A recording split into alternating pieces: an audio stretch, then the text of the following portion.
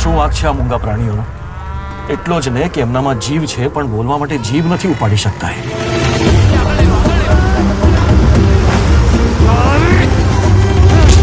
એવું ન કરીએ ને તો ઈ નરાતમો આપણા માથે ચડી બે.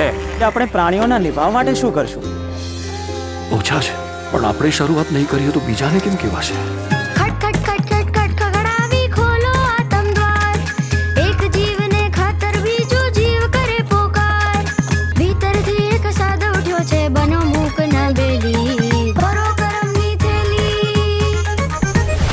સ્કૂલનું હું જોઈ લઉં, મીટિંગ્સ હું અટેન્ડ કરી લઉં. ખાલી મારા એકલાનો દીકરો છે. વિવાન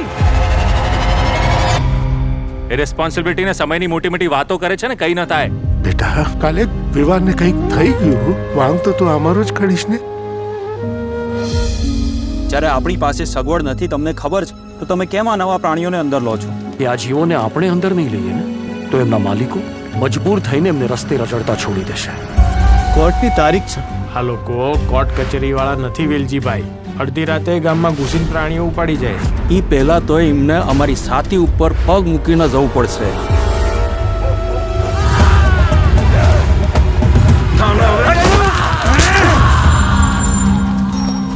શું થયું વેલજી કાકાને? સંઘર્ષ જ યાત્રા છે. કર્મની દિશા સાચી હશે ને, પ્રયત્નો સતત થતા રહેશે ને, તો પરિવર્તન જરૂરથી આવશે.